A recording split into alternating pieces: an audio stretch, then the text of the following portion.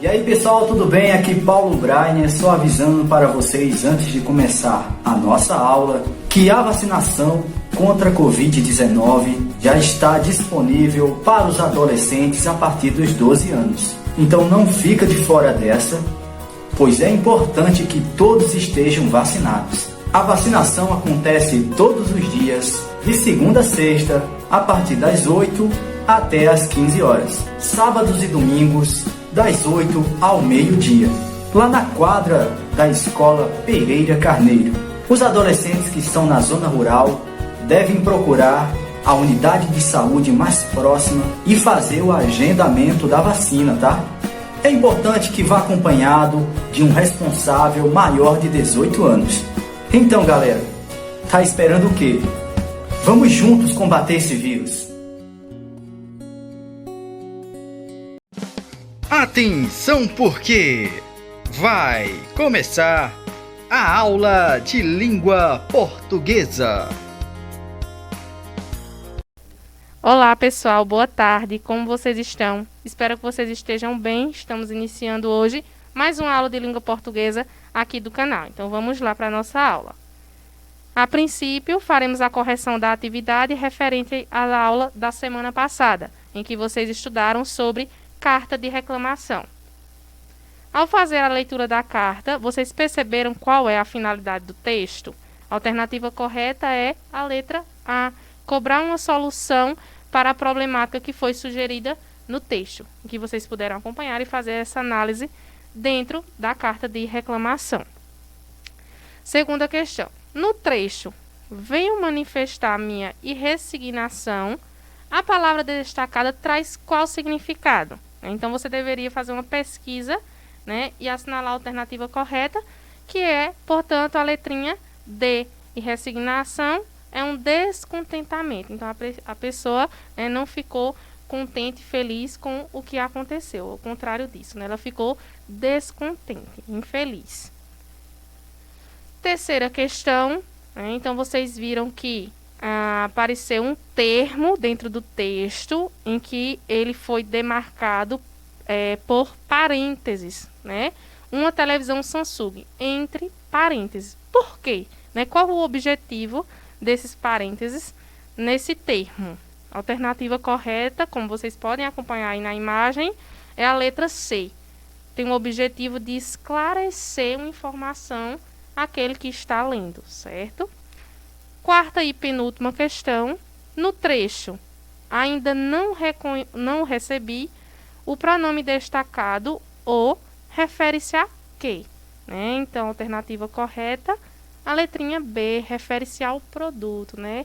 Ainda não recebi. Recebeu o quê? Não recebeu o produto ainda. Quinta e última questão. Vocês deveriam localizar algumas informações que estavam presentes na carta. Como, por exemplo, para quem essa carta foi dirigida, né? Qual o destinatário?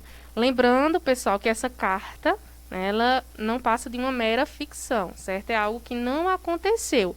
É um exemplo, certo? Então, aí não vamos encontrar, né, alguma problemática onde não existe na vida real, certo? Então, a empresa que foi dirigida foi a Magazine Luiza. Letra B, quem é responsável por essa reclamação, né? Quem é o cliente? O Antônio Araújo de Freitas.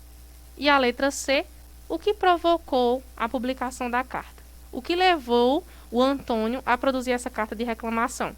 Devido à não entrega do produto dentro do prazo, né, que foi estabelecido pela empresa, certo? Então, nós encerramos a correção da atividade.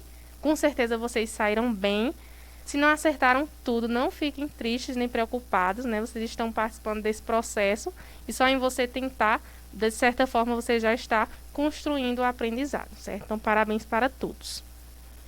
Agora, vamos conversar um pouco sobre intertextualidade. Uma palavrinha, né, um pouco difícil até de pronunciarmos, né, diferente, mas que traz um significado bastante simples, porém amplo, né? Intertextualidade. Vamos ver o que significa. Chamamos de intertextualidade o diálogo que ocorre entre dois textos diferentes. Como assim, professora? Que tipo de diálogo? Então, quando um texto ele faz referência a um outro texto que já existia, ou seja, que existia antes mesmo desse segundo texto começar a ser produzido, que é inspirado em uma forma ou uma mensagem para criar um novo discurso, então nós classificamos como uma intertextualidade, certo? A intertextualidade pode ocorrer de um modo explícito, quando é facilmente percebida, né, seja através de uma linguagem não verbal, de uma imagem, de uma figura, ou até mesmo, né, da linguagem verbal.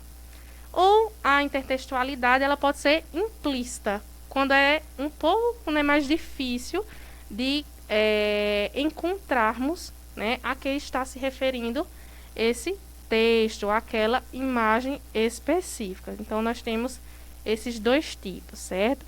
Resumindo, a intertextualidade nada mais é do que a criação de um texto com base em um outro que já existe, certo? Agora, lembrando que, nesse caso, não vai entrar apenas o texto verbal, ou seja, aquilo que é escrito, né, que é falado, mas também entrarão outras formas de linguagem, porque vocês já acompanharam que a linguagem não é apenas a fala nem a escrita.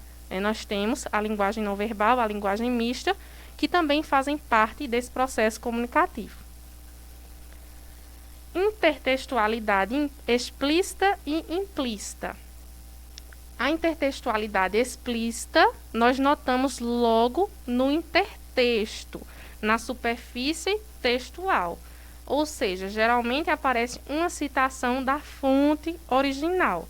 Então, é o que eu disse anteriormente. Quando ela é explícita, eu como leitor, leitora, acabo encontrando, né, percebendo de uma maneira mais rápida, por assim dizer, qual é aquele texto, qual é o outro texto que ele está fazendo uma referência. A intertextualidade implícita, nós não conseguimos encontrar de imediato o intertexto que foi aplicado. Então, é necessário uma maior atenção do leitor, porque esse significado, certo? Essa referência, ela vai aparecer muitas vezes nas entrelinhas, naquilo que não ficou claro, né, no texto. Como eu comentei com vocês, né, essa forma de diálogo que ocorre entre os textos podem ser desde a linguagem verbal, o texto escrito, mas também uma linguagem visual, auditiva, né, sendo expressa na literatura, na pintura, uma escultura, uma música, uma dança, né, no cinema. As propagandas publicitárias, né, são exemplos disso. Os provérbios, as charges, né, os quadrinhos. Então, são outras formas de textos, né, que nós encontramos esse diálogo, tá certo? Vamos agora analisar os tipos de intertextualidade mais comuns, certo? Que, inclusive, vocês já devem ter tanto observado em redes sociais, quanto produzido alguns deles na própria escola que vocês estudam. O primeiro deles é a paródia. Com certeza você já ouviu falar um pouco sobre a paródia, ou até mesmo você já produziu, né? A paródia é a perversão, ou seja, é uma alteração do texto anterior que aparece geralmente em uma forma de crítica, irônica, né? Traz um caráter humorístico, certo? É um recurso muito utilizado, né, pelos programas humorísticos de comédia. Sendo assim, a paródia possui uma espécie de crítica irônica ou caráter humorístico, mudando o sentido original de um texto e recriando-o de maneira diferente. Então, vamos ver um exemplo. Então, nós temos um exemplo, né, da paródia da música Hello, da Adele, né? Então, vejam aí que a música original, ela vai trazer um sentido, né, uma escrita, um significado diferente, e através dessa música, desse texto base, foi criado um outro, né, no caso, uma paródia, que recebeu o nome, né, Qual a Senha do Wi-Fi, utilizando o refrão da música, modificando, portanto, é um exemplo de intertextualidade, quando eu crio um texto com base em um outro. Nesse caso aí, foi criado através de uma música, são as paródias.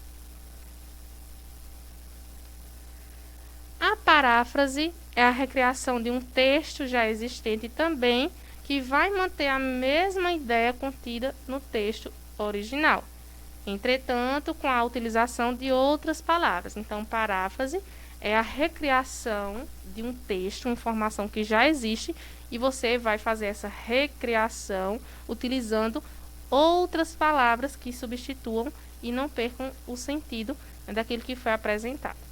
Então, nós temos aqui alguns exemplos, né, de paráfrase. De professora e enfermeira, toda mãe tem um pouco.